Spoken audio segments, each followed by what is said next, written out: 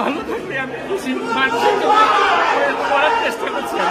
ভাই দেশটা ভালো থাকুক। জি ভাই, আমি গেলে থাকলেও দুঃখ নেই।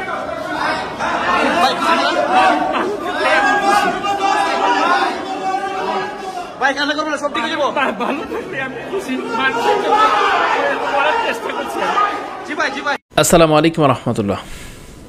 আল্লামা সাঈদীর খুনি, আল্লামা সাঈদীর জেলে পাঠানোর যে আন্তর্জাতিক অপরাধ ট্রাইব্যুনালের প্রসিকিউটর, এই প্রসিকিউটর ছিলেন তাদের মধ্যে একজন ব্যারিস্টার সাইদুল হক সুমন।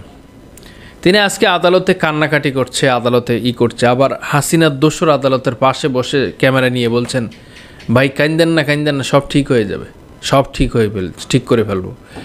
এই দোসররা কীভাবে আদালতে যায়? এই দোসররা এখনও কেন উৎপত্তি থাকে? আজকে বাংলাদেশের পরিস্থিতি এমন কেন? বাংলাদেশের পরিবর্তন হচ্ছে না কেন?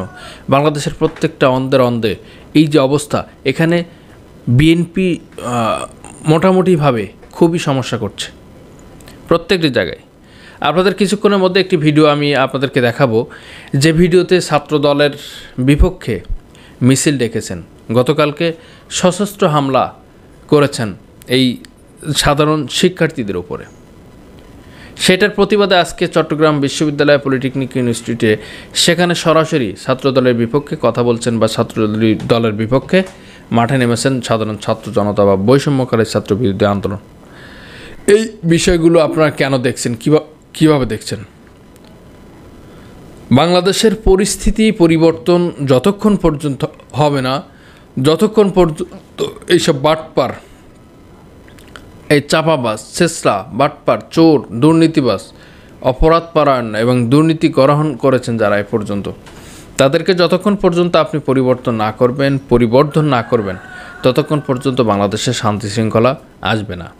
বাংলাদেশের এই সাইদুল হক সুমনরা, এই কালামানিকরা, যারা আজকে ইসলাম বিদ্বেষী করে ইসলামকে ধ্বংস করেছে, ইসলামকে একেবারে কলুষিত করে ফেলেছে, ইসলামকে তারা মানবতা মানে না, ইসলামকে তারা শান্তি মনে করে না, ইসলাম কোরআনের একটা বিধান আছে এটা মানে না। আপনি বলেন, যে কুয়াতে আবু জেহেল ফাঁদ পেতেছিলেন রসুলকে ফেলাবে, সেই কুয়াতে কিন্তু আবু জেহেল নিজেই পড়েছিলেন। আজকে আল্লামা সাঈদীকে হত্যা করার জন্য, আল্লামা সাঈদীর বিরুদ্ধে কথা বলে আজকে নিজেই সেই ট্রাইব্যুনাল, যে ট্রাইব্যুনাল সে তৈরি করেছে বা তারা তৈরি করেছে, সেখানে কিন্তু তারা আজকে দণ্ডায়মান হচ্ছেন। আজকে সেখানে আছে হাত জোর করছে পলক একজন, সাইদুল হক সুমন একজন এসে কান্নাকাটি করছেন যে আমি জেলে থাকি, দেশ ভালো থাকলে ভালো। স্বীকার করছেন দেশটাকে তারা অপরাধের অভয়ারণ্য তৈরি করেছেন, এই অপরাধ যোগ্য বা অপরাধের একটি রাজ্য, অঙ্গরাজ্য পরিণত করেছেন। এই অপরাধটি তারা করেছিলেন বা করছেন, এই বিষয়টি তারা এখন স্বীকার করছেন, এতদিন স্বীকার করেনি। কি স্বার্থ আছে, কি মোহ আছে, কি আত্মত্যাগ আছে, কি কুরবানি আছে?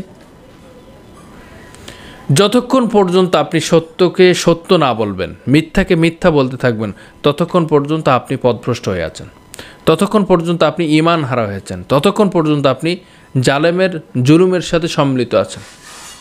এই জন্য আপনাকে, আমাদের সকলকে পরিবর্তনশীল হতে হবে, জীবনকে পরিবর্তনমুখী করতে হবে, জনগণের জন্য রাজনীতি করতে হবে। রাজনীতির জন্য জনগণ নয়, জনগণের জন্য রাজনীতি করতে হবে, দেশের জন্য রাজনীতি করতে হবে, মানুষের জন্য রাজনীতি করতে হবে, এদেশের সার্বভৌমত্ব টিকিয়ে রাখার ক্ষেত্রে রাজনীতি করতে হবে।